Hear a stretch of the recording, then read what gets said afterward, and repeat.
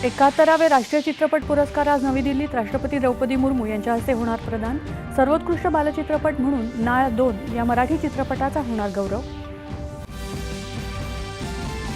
कालपासून लागू झालेल्या जीएसटी सुधारणा विकसित भारताला गती देतील असं सांगत देशवासियांना लिहिलेल्या पत्रात पंतप्रधानांचं स्वदेशी वापराचं आवाहन।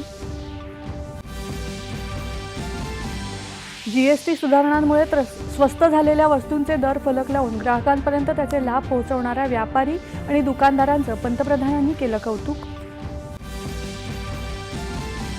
देशातल्या महिलांना आणखी 25 लाख उज्ज्वला गॅस सिलेंडर जोडण्यात येण्याच्या प्रस्तावाला केंद्र सरकारची मंजुरी। नवरात्रीच्या पार्श्वभूमीवर कालपासूनच अंमलबजावणी सुरू। परराष्ट्र व्यवहार मंत्री एस जयशंकर यांनी न्यूयॉर्क येथे अमेरिकेचे परराष्ट्र मंत्री मार्को रुबियो यांची घेतली भेट। आयात शुल्काच्या तणावाच्या काळात दोन्ही नेत्यांमध्ये पहिल्यांदाच प्रत्यक्ष चर्चा।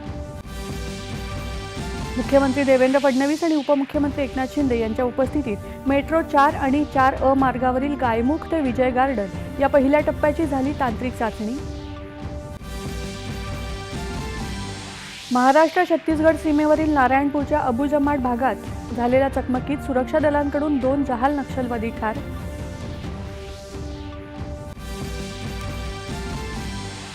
स्त्री शक्तीचा जागर करणाऱ्या शारदीय नवरात्रोत्सवानिमित्त देशभरात उत्साह। आज दुसऱ्या माळेला देवी ब्रह्मचारिणीची आराधना।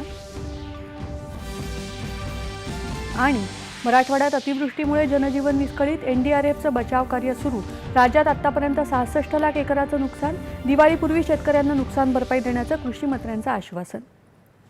नमस्कार, 8:30च्या बातमीपत्रात मी आसावरी अमोल जहागीरदार आपलं स्वागत करते। आता पाहूया बातम्या विस्ताराने। 71व्या राष्ट्रीय चित्रपट पुरस्कारांचं वितरण आज नवी दिल्लीत राष्ट्रपती द्रौपदी मुर्मू यांच्या हस्ते केलं जाणार आहे। 12th फेल या चित्रपटाला सर्वोत्कृष्ट चित्रपट म्हणून राष्ट्रीय पुरस्कार दिला जाईल। याच चित्रपटासाठी विक्रांत मेसी आणि जवान चित्रपटासाठी शाहरुख खान या दोघांना सर्वोत्कृष्ट अभिनेता म्हणून, तर मिसेस चॅटर्जी वर्सेस नॉर्वे या चित्रपटातल्या भूमिकेसाठी राणी मुखर्जी हिला सर्वोत्कृष्ट अभिनेत्री म्हणून गौरवण्यात येणार आहे। 2023चा दादासाहेब फाळके पुरस्कार अभिनेते, दिग्दर्शक, निर्माते मोहनलाल यांना प्रदान केला जाईल। नाळ 2 या मराठी चित्रपटाला सर्वोत्कृष्ट बालचित्रपटाचा पुरस्कार देण्यात येणार आहे।